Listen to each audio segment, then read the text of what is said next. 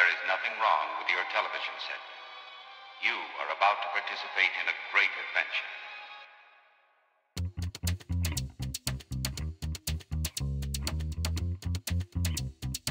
Once upon a time, in a cold, cold land, far away in the east of Europe, the mayor of the city decided to realize a new housing settlement, according to the idea of a sustainable city and new public space.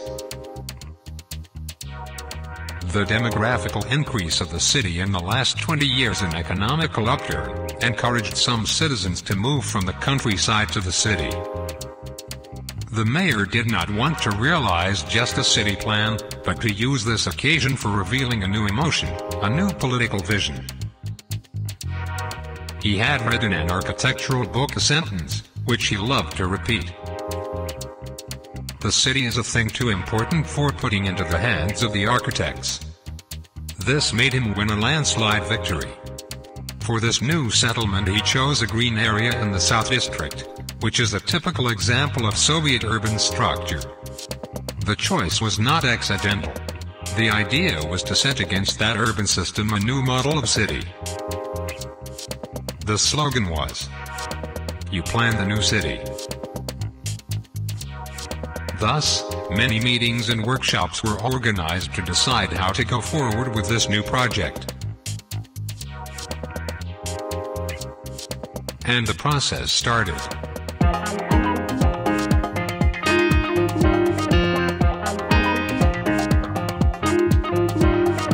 The mayor invited a famous urban planner to the workshops, who showed a lot of urban models using pictures and drawings. The people were always happy seeing pictures of public spaces, squares, courtyards, gardens. Otherwise they were afraid, fearful of those projects made by the very famous masters, drawn by the urban planner as heroes. Some of the models seemed to them the outskirts of their city. People wanted to live in the real city, where between one house and the other there is just space for 2 trees. In a short time the citizens were at a crossroad. They had to take up a position in favor of a low-density city model or a dense city area, a cluster with a very large park around it. The choice wasn't difficult to make. From the bottom of the hall was heard a voice, which convinced all the audience. The voice became a chorus. "We like a dense city." But how to organize such a complex system?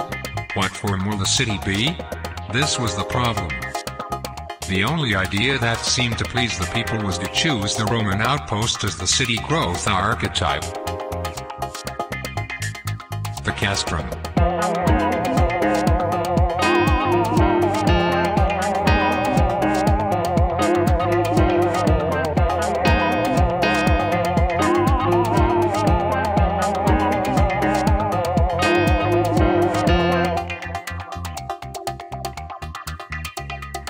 The necessity was to try out a simple plan form. So a common agreement was found in the rectangular plan. Thus the citizens had to decide which topologies of houses, which kind of buildings, which trades and facilities to have in their system, and mostly how to organize the public space they loved to have. One preferred to live in a tower, the other in a courtyard, one in a patio house, the other in a row house. Some in a loft and others simply preferred to live in a block or in a linear building. Some liked to share spaces and others liked to live more isolated, while some dreamt of shops at the ground floor level, and others needed to have their own garden. The desires were added one to the other. While the plan vision seemed outlined, again from the bottom of the hall an old man jumped on a chair and screamed, "And what about the nature?"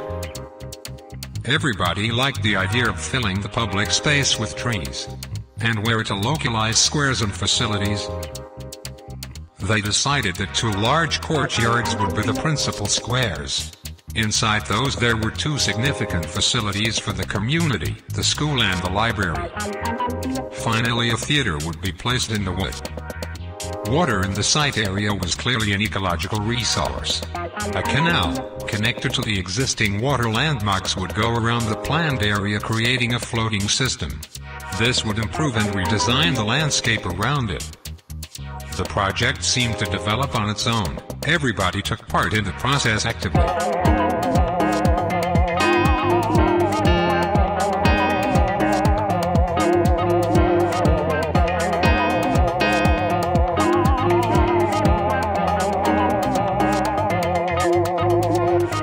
At the end of the process, the project was done.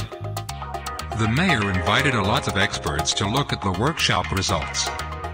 A huge white maquette, as the product of a universal communication, described scenarios of transformation. The desires of the community was shown, black on white.